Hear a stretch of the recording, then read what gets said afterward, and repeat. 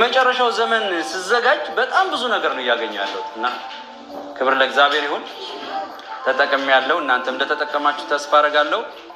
የተከታታይ ትምህርታችን ይቀጥላል ማለት ነው። እንግዲህ የመጨረሻው ዘመን ትምህርት ስንማር ብዙ ወደ ኋላ አልሄድም ዛሬ፣ ምክንያቱም ወደ ኋላ ስንሄድ ጊዜ ይጨርሳል። ክፍለ ጊዜ አንድ ያልኩት ክፍለ ጊዜ አንድ ወይም ምዕራፍ አንድ ማለት ትችላላችሁ። ለምን እንማራለን የሚለውን ጨርሰናል። በ6 ክፍለ ጊዜ አድርገን 6 ሳምንት ለምንድን ነው የሚያስፈልገው ብለን ለምንድን ነው የሚያስፈልገው የሚለውን ከዛ በላይ መናገር ቢቻልም ግን ለኛ 6ቱ በቂ ነው ብለን አልፈናል። ከዛ በኋላ ግን ወደ ዋናው ትምህርታችን ነው ባለፈው ሳምንት የገባን የመጨረሻው ዘመን ትምህርት በእንግሊዘኛው አጠራር እንግዲህ ግሪክ ወርድ ነው የሚሉታል እስካቶሎጂ፣ መጨረሻን ማጥናት የመጨረሻውን ዘመን ማጥናት ማለት ነው። እና እኔ ሰርች አድርጌ ወይም ጥናት አድርጌ ስፈልገው የመጨረሻው ዘመን ትምህርት ለማጥናት የተለያዩ መጽሐፎችን ሳይ የመጨረሻው ዘመን ትምህርት ከዘፍጥረት ነው የሚጀምር። የመጨረሻው ዘመን ትምህርት ከትንቢት ብቻ አይደለም የሚጀምር። ብዙ ሰው ከትንቢት ጋር ያያይዘዋል፣ ከአዲስ ኪዳን ጋር ያያይዘዋል፣ ከራእይ ጋር። ከዘፍጥረት እስከ ራእይ የሚሄድ ትምህርት ነው እና መጠቅለያ ነው። ባለፈው እንዳልነው የመጽሐፍ ቅዱስ ሳመሪ ማለት ትችላላችሁ። የመጨረሻው ዘመን ትምህርት ከፊተኛው አዳም እስከ ኋለኛው አዳም የሚሄድ ነው። ከወደቀው አዳም እስከ አነሳን አዳም ከፍጥረት ተነስቶ እስከ መሲሁ ክርስቶስ የሚሄድ ነው። በጣም ካሰፋ ነው ከዚህኛው ዓለም እስከምትመጣው ዓለም ነው የሚሄድ። የመጨረሻው ዘመን ትምህርት በጣም ሰፊ ትምህርት ነው እና ከዘፍጥረት ነው የጀመርነው። ባለፈው ጊዜ ስንማር ስለ አዳም ነው የተማርነው። አንዱ ምክንያትም የመጨረሻው ዘመን ትምህርትን የሚጠናበት ምክንያት በምን ምክንያት ነው ያልነው? አዳም ስለወደቀ ነው። አዳም ባይወድቅ ኑሮ የመጨረሻው ዘመን ትምህርት የሚባል ነበር? አይኖርም፣ በፍጹም አይኖርም። በአዳም መውደቅ ምክንያት ነው ስካቶሎጂ ወይም ኢንድ ታይም ምን ይሆናል ከዚህ በኋላ የሚለውን ማጥናት ያስፈልጋል። አዳም ባይወድቅስ እግዚአብሔርን የሚመስሉ ሰዎች በምድር ላይ ምን ይላሉ? ይበዛሉ። ኪንግደም ኦፍ ጋድ ዘፍጥረትን ሳያልፍ ይቆማል ማለት ነው። ደስ አይልም? የማያፍሩ በእግዚአብሔር አምሳል የተፈጠሩ የማይፈሩ ገዢዎች፣ ሞራሊ በጣም ፉል የሆኑ የአዳምና የሔዋን ልጆች ምድር ሞትን አሸንፈው ግጥም ያደርጓታል ማለት ነው። ኬት እንደሚሞሉ እንግዲህ ጊዜ ያው ዝም ብላችሁ በአይነ ህሊና ስትመለከቱት በሞራል ያልወደቀ የማይበርደው በነፋስ ላይ የሚራመድ እንደዛ እኮ ነው። እኛ እኮ ከወደቅን በኋላ እኮ ነው ፍጥረት አልገዛ ያለ።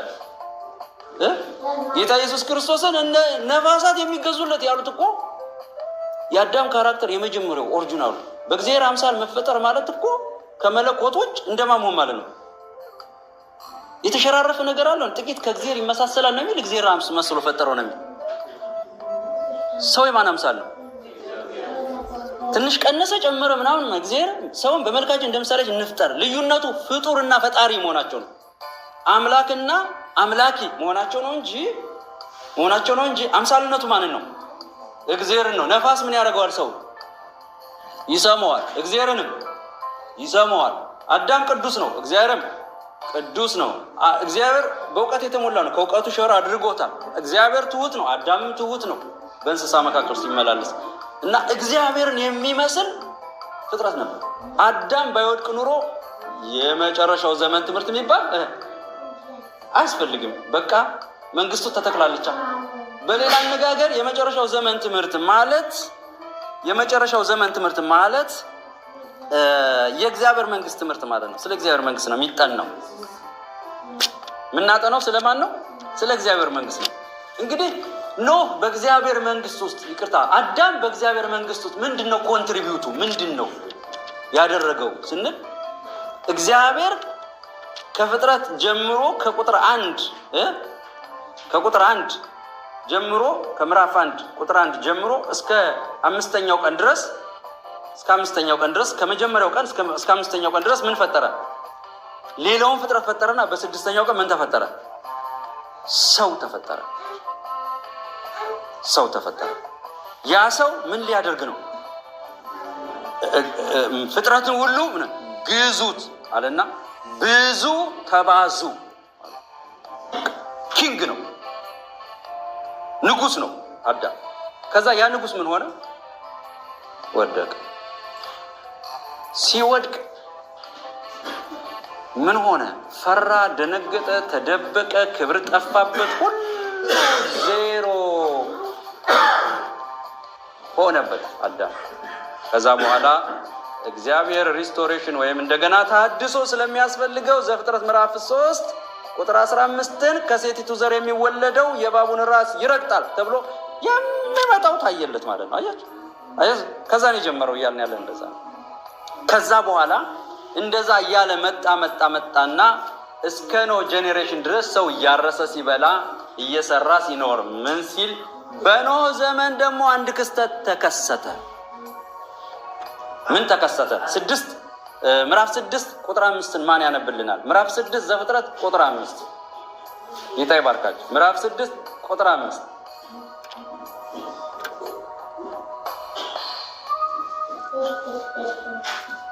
እኔ ላምበው።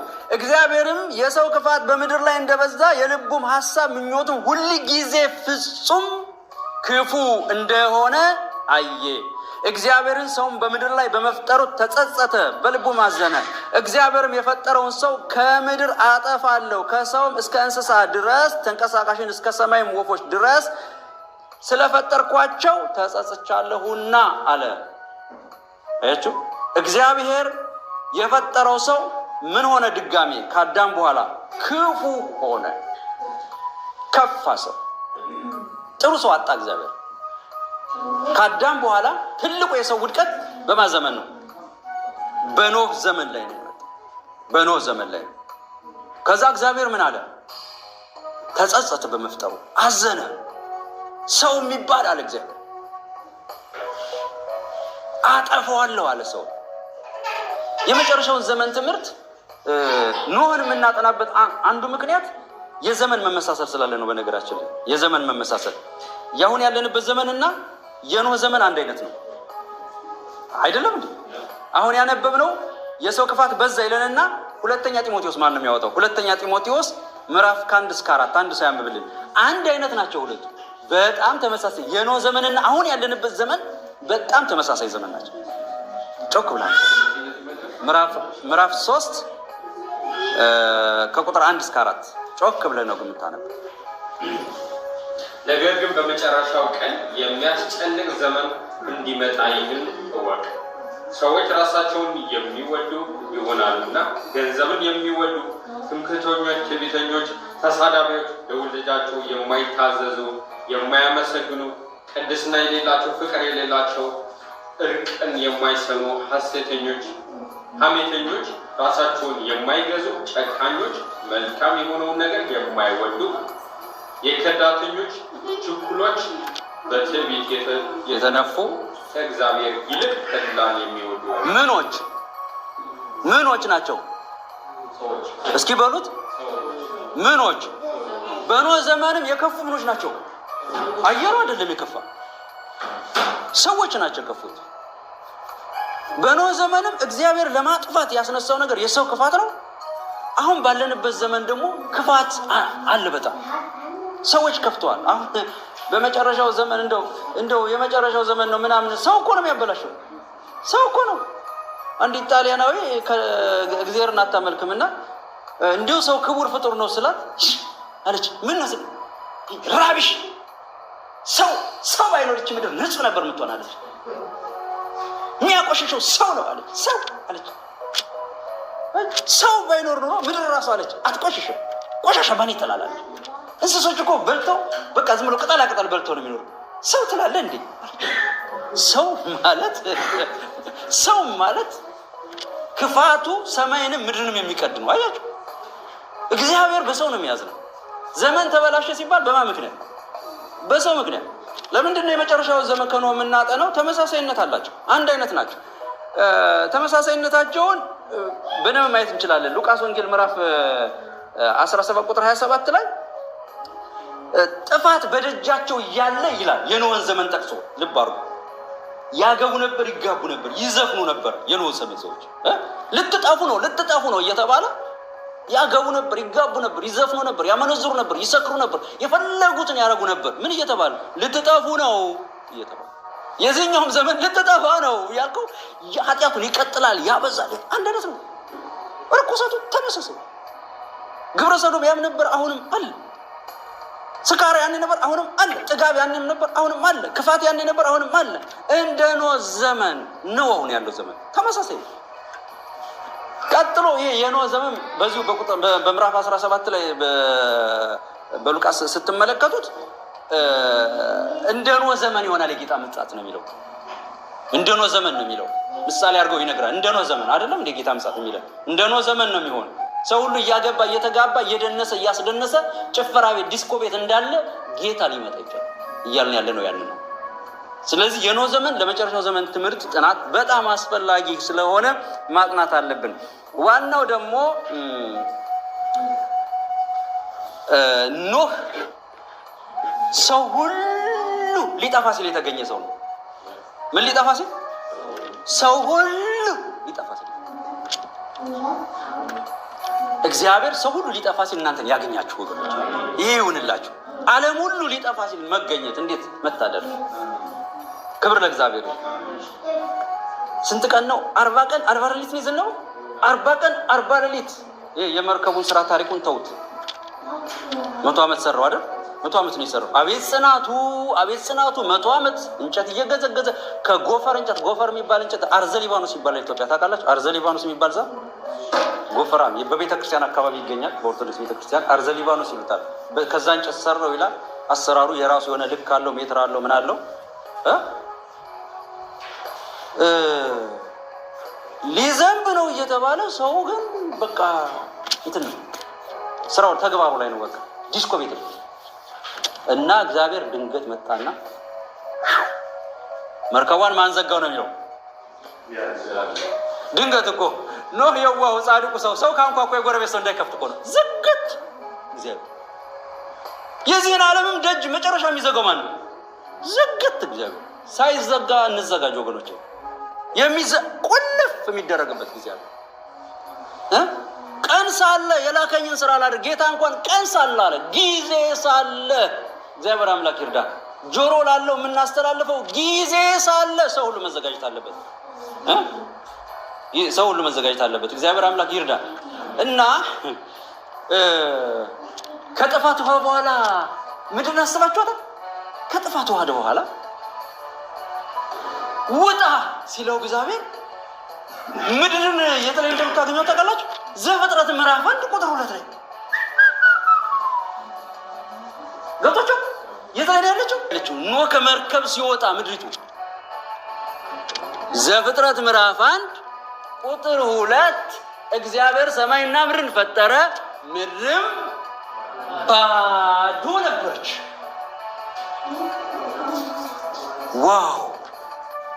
2000 ዓመት ያክል ወደ ኋላ ሳበና እግዚአብሔር ጊዜን መጠቅለል ይችልበታል ወገኖች። ሳይጠቀለልብን እንዘጋጅ። እግዚአብሔር አምላክ ይርዳን። እኔ በጌታ ፍቅር እመክራችኋለሁ። ሳይጠቀለልብን የተሰጠን እድሜ በ500 ዓመቱ መርከብ መስራት የጀመረ ሰውዬ በ600 ዓመቱ ነው መርከብ ውስጥ ገባው። ትዕግስቱን ይስጣችሁ እግዚአብሔር። እንደዚህ የመጠበቅ ትዕግስቱን እግዚአብሔር ይስጣችሁ። እግዚአብሔር አዞራትና ምድርን ወደ ኋላ አላትና የሰማይ እንቅስቃሴ ቢኖር ነው ያላውቅም አምጥቶ እግዚአብሔርም ሰማይና ምድርን ፈጠረ፣ ምድርም ባዶ ነበረች የሚለው ቦታ ላይ ያቆማል። ኖህ ሲወጣ ሰው የለም። ከ150 ቀን በኋላ 40 ቀን ዘንቦ 150 ቀን ግን ውሃው አሸንፎ ነበር። ከመሸነፍ ጊዜ ይጠብቃችሁ። ሁልጊዜ ነው መርከብን ሳስብ እንደው መርከብ አልነበረም ወይ በዚያ ዘመን ብላችሁ አታውቁም? ያሸነፈች የማን መርከብ ነው? ብዙ ኢንጂነሮች የሰራቸው መርከቦች ሰምጠዋል። በእግዚአብሔር ፈቃድ የተሰራች መርከብ ብቻ አሸነፈች። እሷ ብቻ ታሸንፋለች። ከጌታ ጋር ከሆናችሁ ብቻ ታሸንፋላችሁ ወገኖች። ወደ ዜሮ እንዳንመለስ ጌታ ይርዳን። ስለዚህ ወገኖች አሁን ያለንበት የመጨረሻ ጊዜ ስለሆነ ልንዘጋጅ ያስፈልገናል። ራሳችን ልናዘጋጅ ያስፈልገናል። ዘመኑ ምን ብሏል? አልቋል።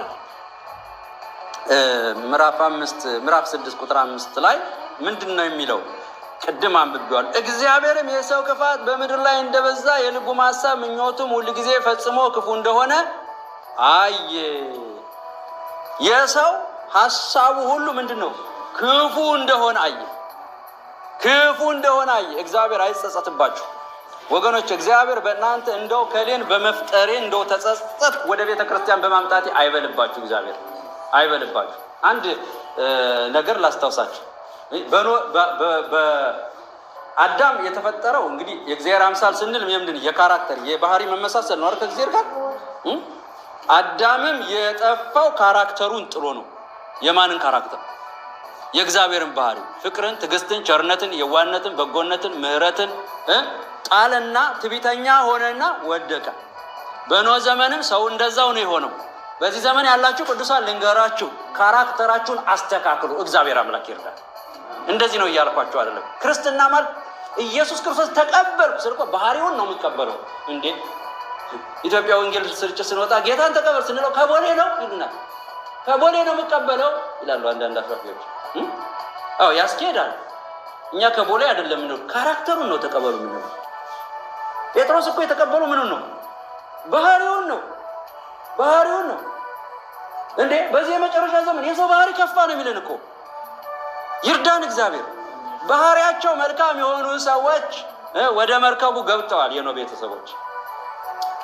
ቤተሰቦች ትልቁ ነገር የባህሪ ጉዳይ። እስቲ የባህሪ ጉዳይ በሉ። በኢየሱስ ስም ባህሪያችንን እግዚአብሔር ይቀይረው።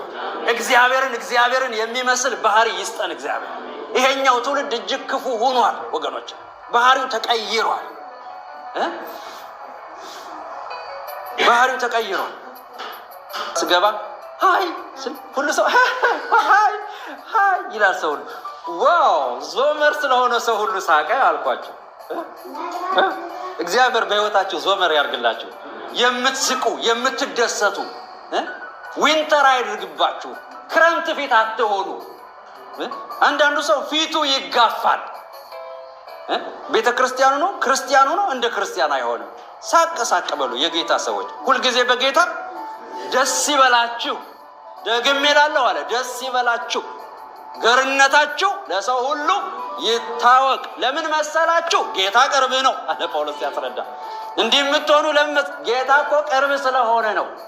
ጌታ የቀረበው ሰው ሁልጊዜ ምንድን ነው? ደስተኛ ነው። ገር ነው። ገርነቱ ለሰው ሁሉ ነው። ለክርስቲያን ብቻ አይልም። ለሰው ሁሉ ገርነታችሁ ይታወቅ። እስቲ አሜን። ይሄ ቃል ይግባል። አዎ ገሮች ሁኑ።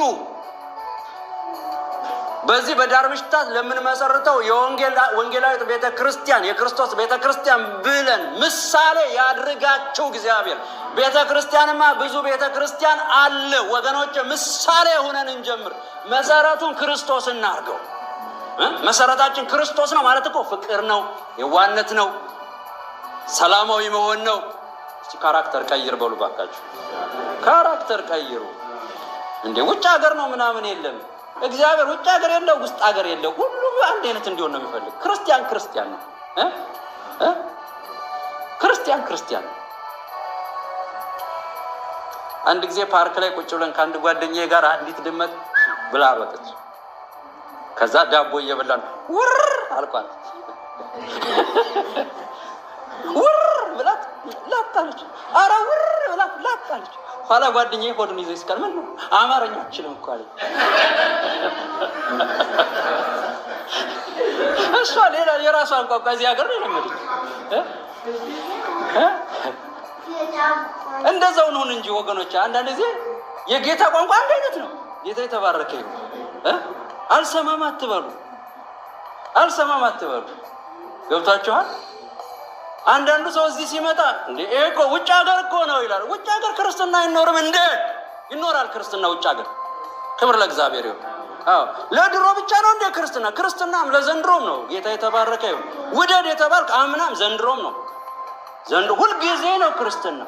የኖህ ዘመን ሰዎች ሻገተባቸውና ውሃ በላቸው። አልተዘጋጀን ውሃ በላኝ ነው የሚሆነው ወገኖች።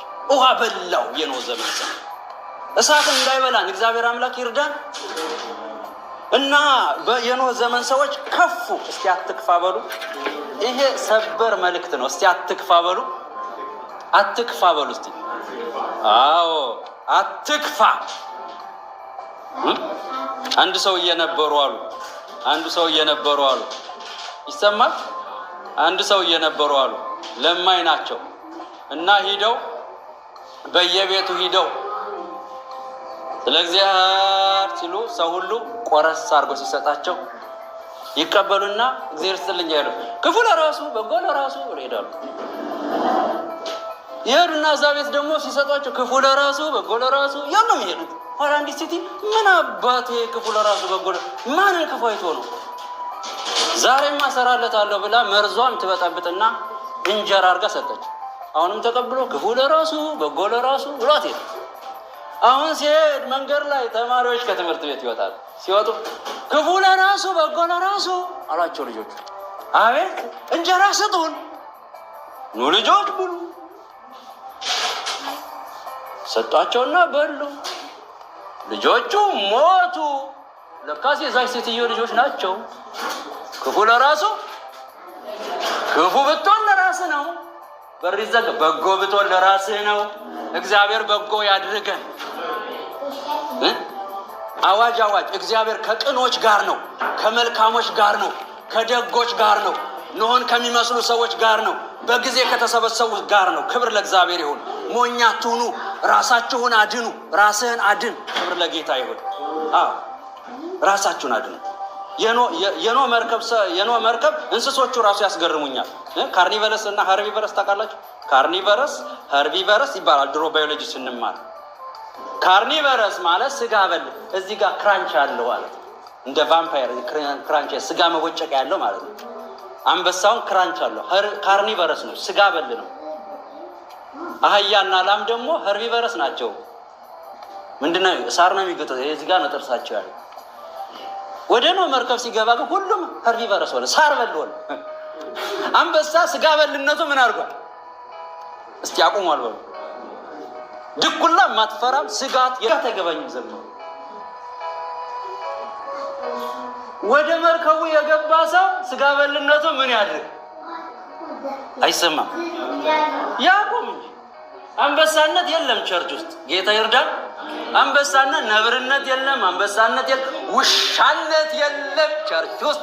ሁሉም በጎች ናቸው። ፌሪሆን አይጥን ስጋት አልነበረባት።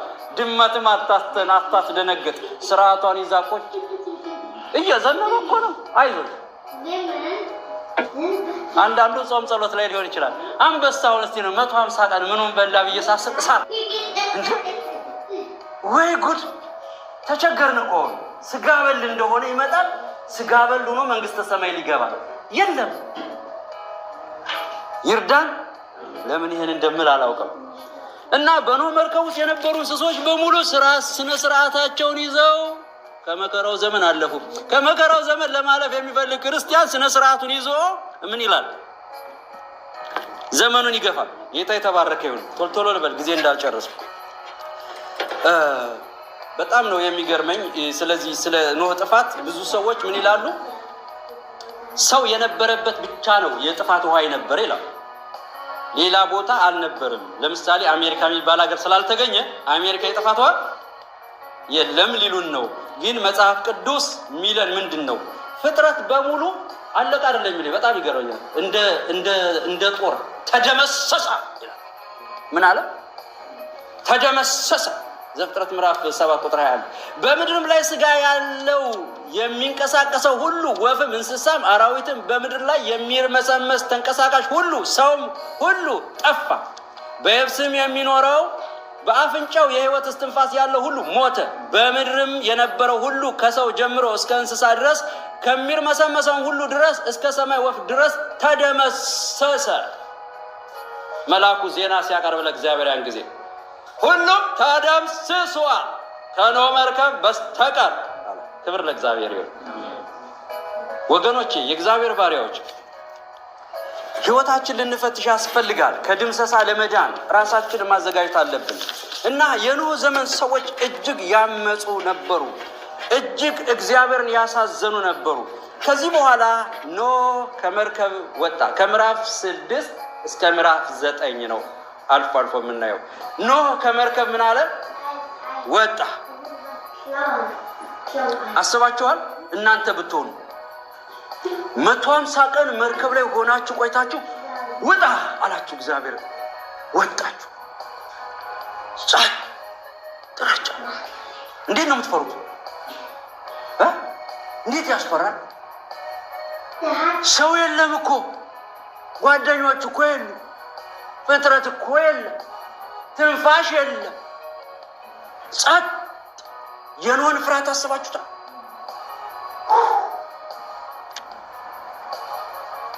ኖህ ምን አደረገ? ምዕራፍ 8 ቁጥር 20 ላይ ለእግዚአብሔር መሰዊያን ሰራ። ሌላ የቀረው አንድ ጓደኛ ብቻ ነው። እሱም ማን ነው? ለእግዚአብሔር ለኖህ የቀረው ጓደኛ ማን ነው? እግዚአብሔር ብቻ ነው። መሰዊያን ሰራ። ይርዳን እግዚአብሔር። መሰዊያን ሰራ። ምን አይነት ሀዘን ያዘነ ይመስላችኋል? ብርቱ ለቅሶ ያለቀሰ ይመስላል። ማረን አለ። በቃ እስኪ ማረን በሉ እባክህ፣ ማረን እግዚአብሔር፣ ይቅር በለን እግዚአብሔር። ከንጹህ እንስሳ አቀረበ ይላል ምዕራፍ 8። ከንጹህ አዕዋፍ አቀረበ መስዋዕት። ማረን እግዚአብሔር። የተዋረደ ልብ ይስጠን በዚህ ዘመን፣ የተዋረደ ልብ። የኖህ መስዋዕት ለቤተሰቡ፣ የኖህ መስዋዕት ለራሱ፣ የኖህ መስዋዕት ለእንስሳው፣ የኖህ መስዋዕት ለአዕዋፉ ይቅር በለን።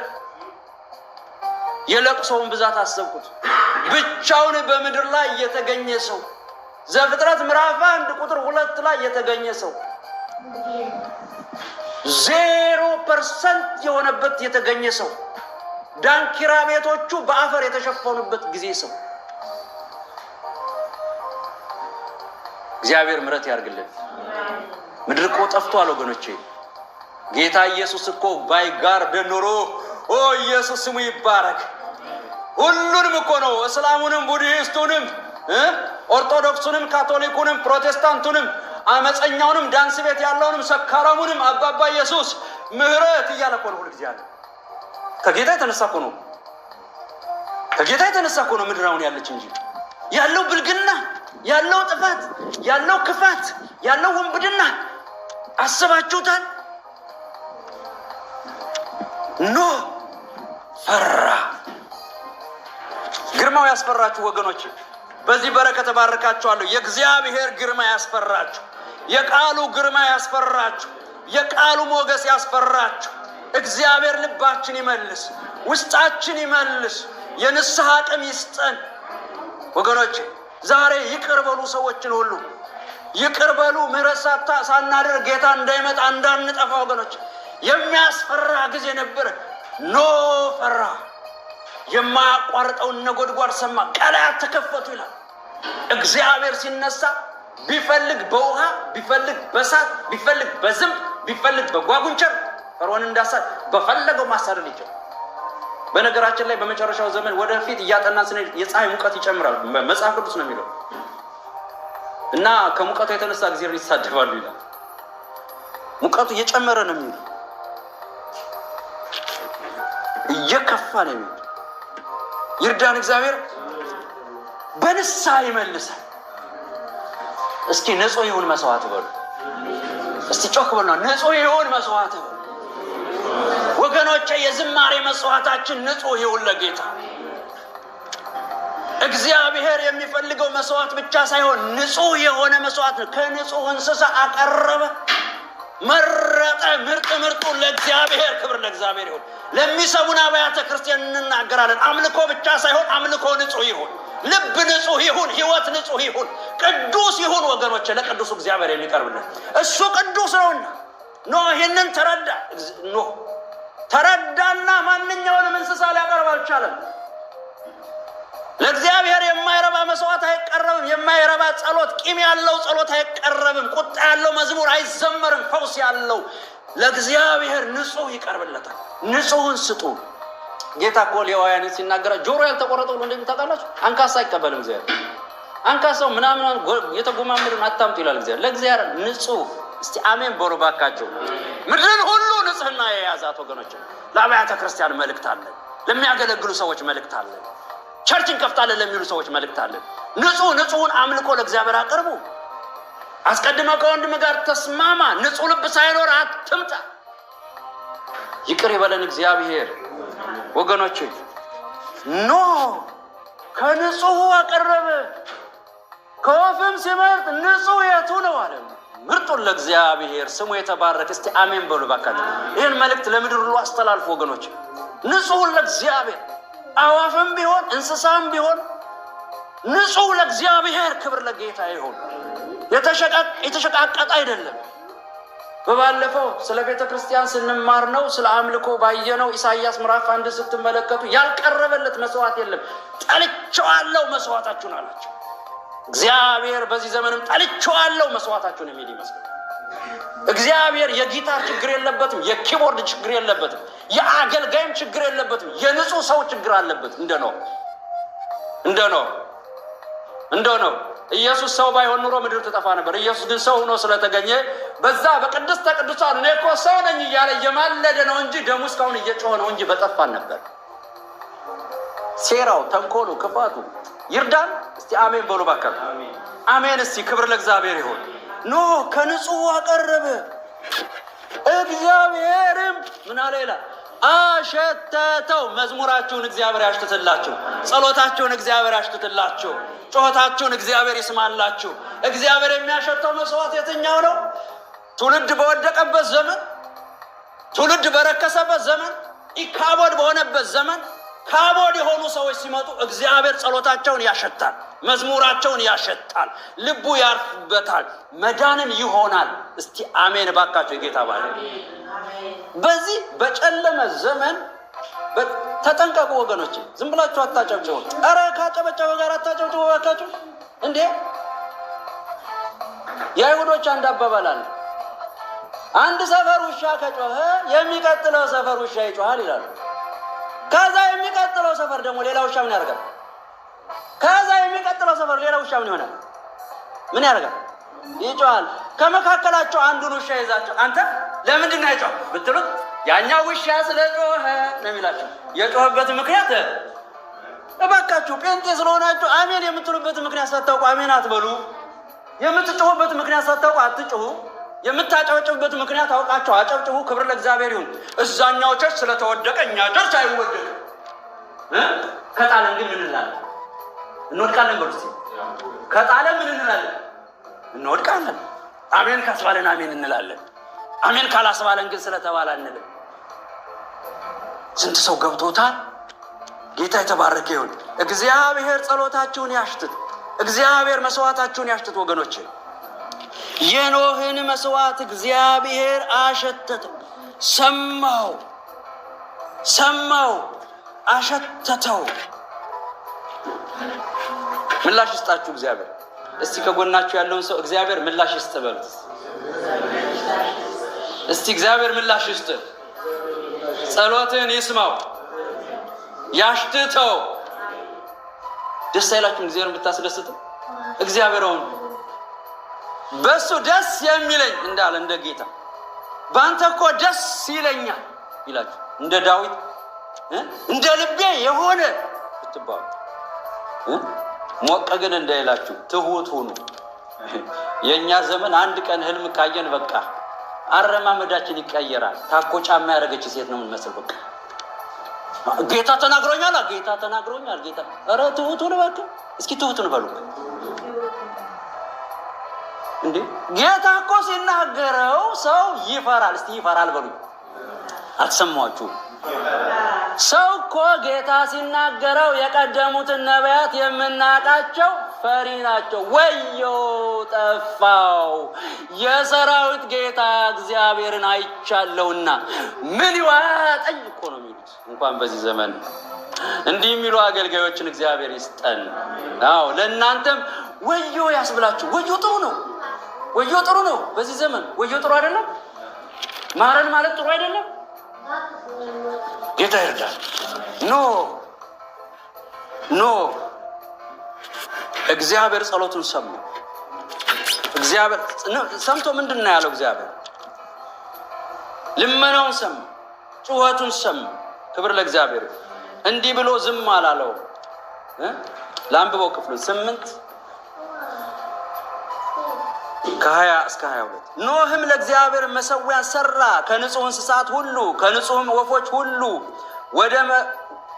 ወደ መሠዊያውም ላይ መስዋዕት አቀረበ። እግዚአብሔርም መልካሙን መዓዛ አሸተተ። እግዚአብሔርም በልቡ አለ፣ ምድርን ከእንግዲህ ለሰው አልረግምም፣ የሰውን ልብ ሐሳብም ከታናሽነቱ ጀምሮ ክፉ ነውና፣ ደግሞም ከዚህ ቀድሞ እንዳደረግኩት ሕያዋንን ሁሉ እንደገና አልመታም። በምድርም ዘንድ ሁሉ መዝራትና ማጨድ፣ ብርድና ሙቀት፣ በጋና ክረምት፣ ቀንና ሌሊት አይቋረጥም። ኖህ ፍጥረትን አዳነ፣ ራሱን አዳነ። አየሩን ሁሉ ምን አደረገ? አዳነ። ጌታ ይርዳን። እግዚአብሔር ይህንን ብሎ ዝም ያለ ይመስላችኋል? ኖህና ቤተሰቦቹ ምን አደረጋቸው?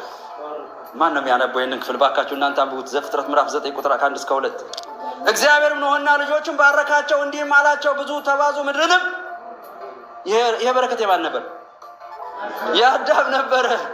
የአዳም ነበረ። ምክንያቱ ወደ ዘፍጥረት ምዕራፍ 1 ስለተመለሰ በኃጢአት ምክንያት አሁን ብዙ ተባዙ ምድርንም ሙሏት።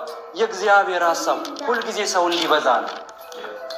ሰው ቅዱሳን እንዲበዙ ነው፣ እንዲሰፉ ነው።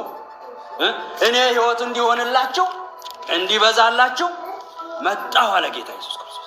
ብዙ ሌላ ምን ባረካቸው?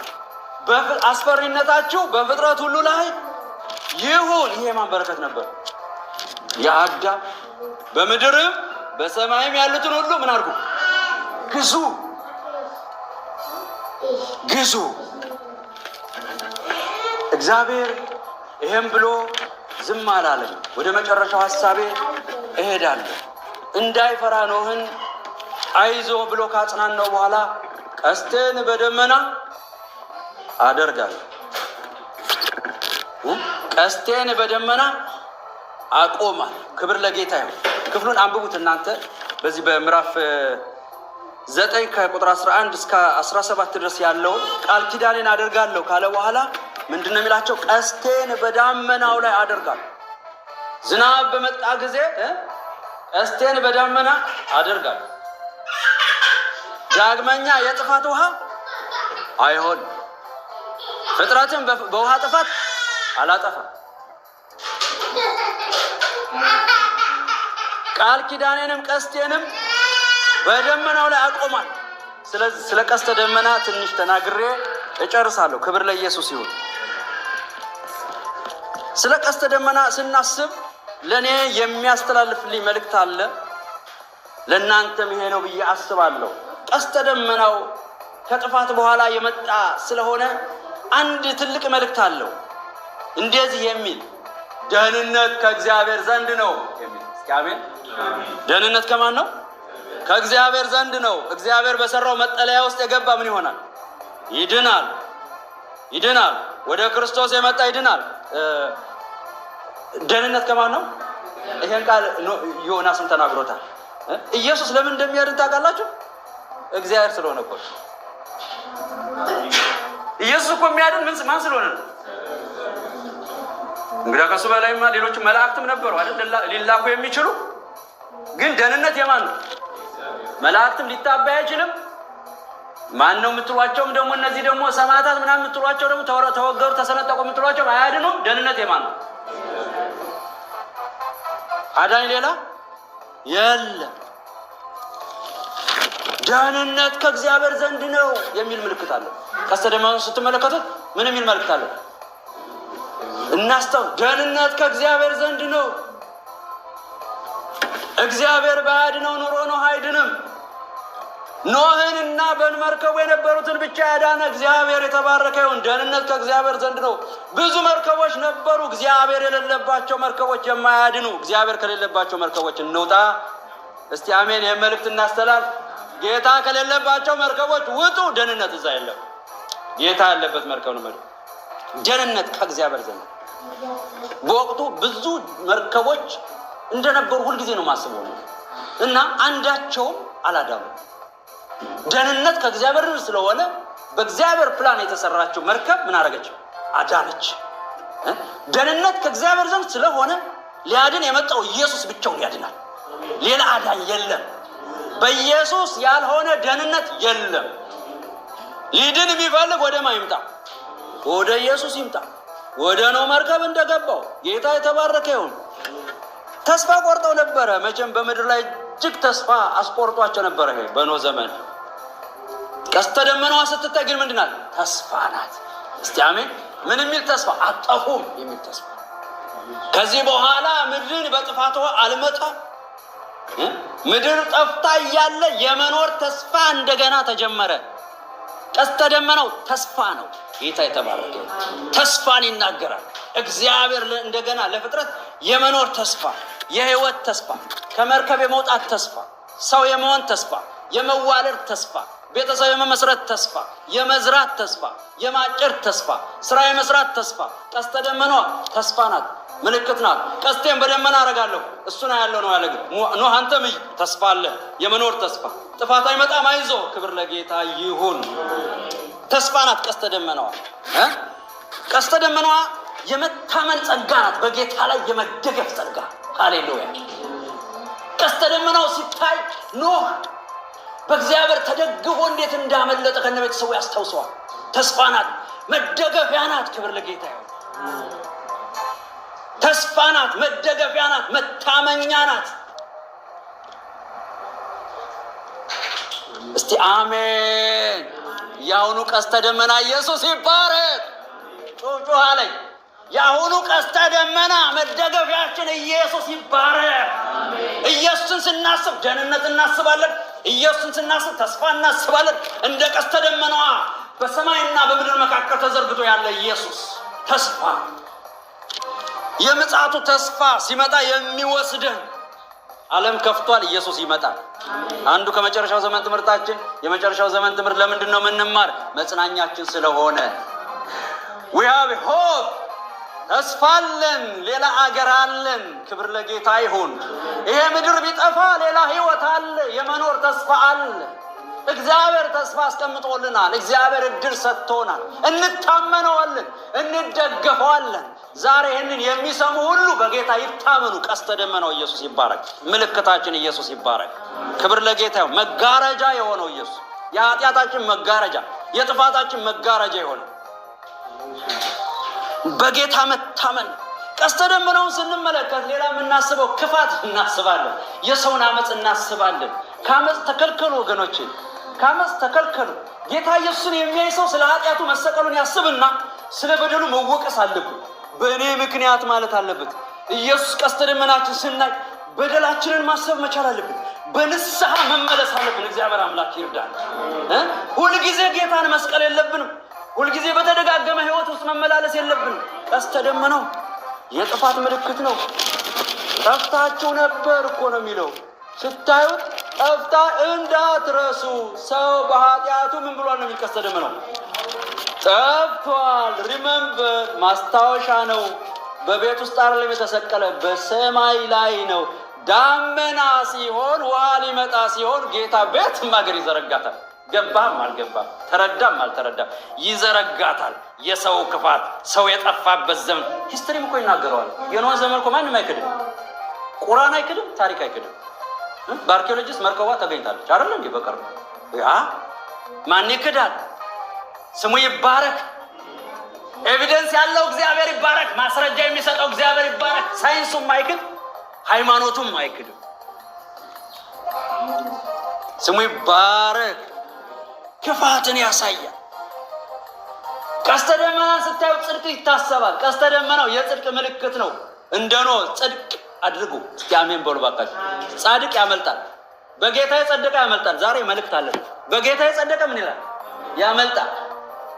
ያ ቃል ኪዳን በጌታ ለጸደቀ ነው። ጌታን ሰምቶ መርከብ ለሰራ ነው። ወደ ጌታ ለመጣ ነው። ወደ መርከቡ ለመጣ ነው። እንስሳም ቢሆን ልዩ ፍጥረት ከለራ የለየው፣ ቋንቋ የለየው፣ የግሪክ ሰው የለ፣ ጨዋ የለ፣ ባሪያ የለ፣ ጌታን ብሎ የመጣ ወደ መርከቡ የገባ ምን ይሆናል? እስቲ ጻድቁን በሉ። እስቲ ጻድቁን በሉ።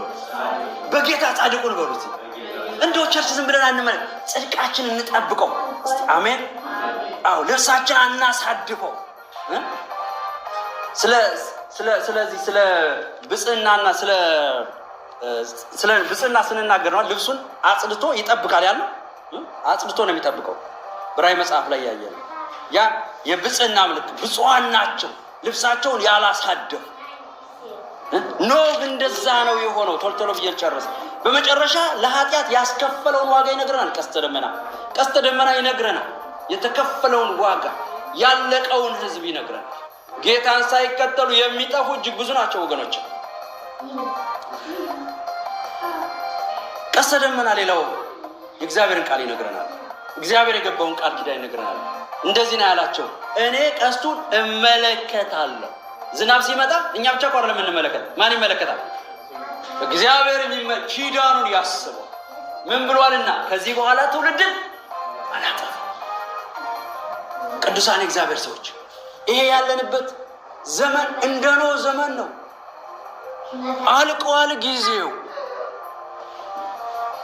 እንደ ኖህ ዘመን እንደ ኖህ እንዘጋጅላችኋለሁ። ዛሬ መልእክት ይሄ ነው። እንደ ኖህ እንዘጋጅ። እንደ ኖህ እግዚአብሔርን እየሰማን እንዘጋጅ። እንደ ኖህ ወደ መርከቡ ገብተን እንዘጋጅ። እንደ ኖህ ራሳችን ኤግዛማይን አድርገን እንዘጋጅ። እንደ ኖህ እንሰብሰብ። ጌታ የተባረከ ይሁን። ጌታ ኪዳን ሰጥቶናል። እሱም ኢየሱስ ክርስቶስ ነው። የኛ ቀስተ ደመናችን ማን ነው? እሱን ተመልከቱ። እግዚአብሔር ተስፋ ሰጥቶናል። የመኖር ተስፋ በምድር አይደለም፣ በሰማይ የመኖር ተስፋ። እግዚአብሔር ዘመናችሁን ይባርክ። እንጸልይና እንጨርሳለን። አባት እግዚአብሔር እናመሰግናለን። ክብር ላንተ ይሁን፣ አምልኮ ላንተ ይሁን፣ ውዳሴ ላንተ ይሁን። ዛሬ ደግሞ በኖህ ሕይወት ውስጥ ስለ መጨረሻው ዘመን ስለተናገርከን እናከብርሃለን።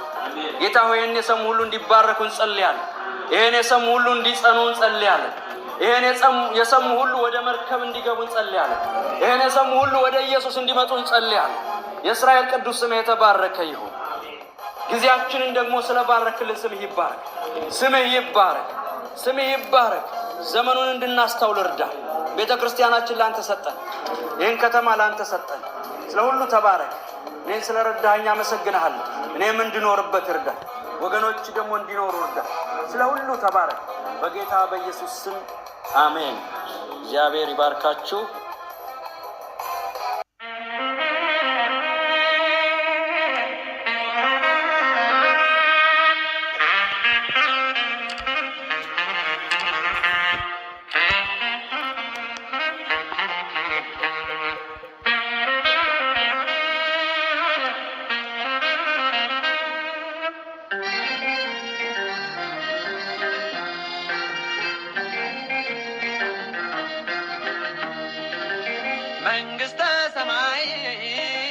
መንግሥተ ሰማይ ከሞት ወዲያ ለኛ መጠለያ፣ ከሞት ወዲያ ለኛ መጠለያ፣ ከሞት ወዲያ ለኛ መጠለያ፣ ከሞት ወዲያ ለኛ መጠለያ ከአምላክ ጋር እንደገና ከአምላክ ጋር ከሞት ወዲያ ለኛ መጠለያ፣ ከሞት ወዲያ